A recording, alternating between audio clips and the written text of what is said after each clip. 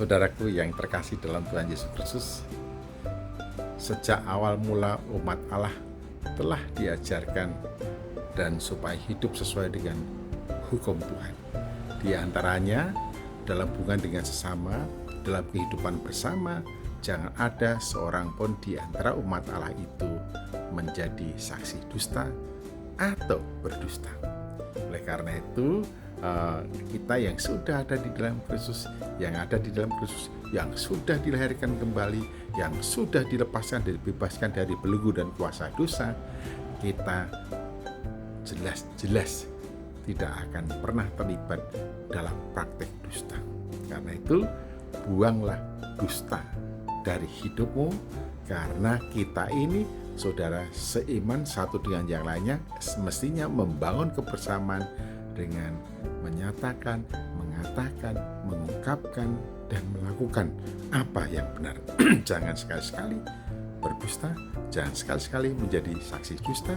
Ingatlah, di dunia sekarang ini mulai banyak sekali memanipulasi segala sesuatu yang tidak benar dan diungkapkan berkali-kali, diberitakan berkali-kali, membuat wacana berkali-kali tentang sesuatu yang tidak faktual, yang tidak benar, supaya diterima sebagai satu kebenaran. Hingga ada yang mengatakan sekarang yang disebut sebagai kebenaran bukanlah seperti yang semula. Kebenaran adalah kebenaran, kebenaran adalah benar, tetapi apa yang diberitakan berkali-kali, yang didasarkan pada rekayasa, yang didasarkan pada motif-motif yang diberitakan dari berbagai penjuru dan dengan berbagai media yang ada di tengah-tengah masyarakat, di tengah-tengah dunia, dan kita katakan berkali-kali, diungkapkan berkali-kali, diberitakan berkali-kali, ditegaskan berkali-kali bahwa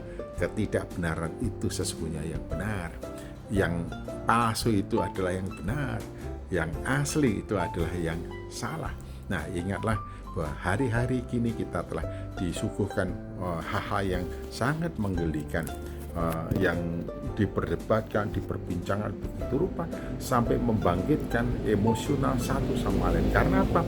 Karena perkara dusta, karena masalah dusta, membangun opini-opini yang tidak benar, mengungkapkan yang tidak benar dan ditegaskan itu sebagai suatu kebenaran, dan didengungkan berkali-kali, dikampanyekan berkali-kali, bahkan sekelompok orang pun berkata serempak bahwa apa yang benar itu salah, yang salah itu adalah benar.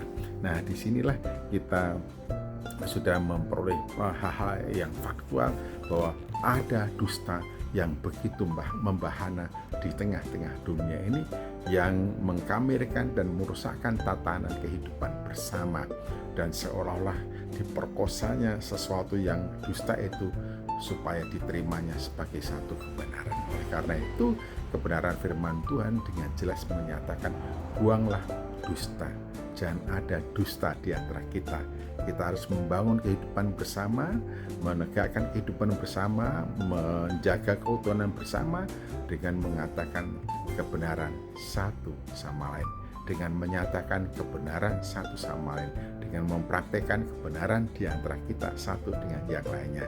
Oleh karena itu, hindari dan jangan sekali-sekali berkata dusta, tetapi buanglah dusta dari kehidupan kita.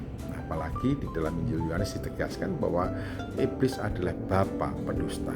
Bapa pendusta. Jadi kalau kita tetap membangun diri dan hidup kita dengan mempraktikkan dusta dalam diri kita dan hidup kita di tengah-tengah masyarakat dalam kebersamaan, maka jelas orang yang suka berdusta dan selalu berdusta, dan di pemberitaan yang dusta itu ditegaskan dan dipaksakan supaya diterima sebagai satu kebenaran, orang yang selalu berbuat demikian itu jelas siapakah bapaknya, yaitu iblis, karena iblis adalah bapa pendusta.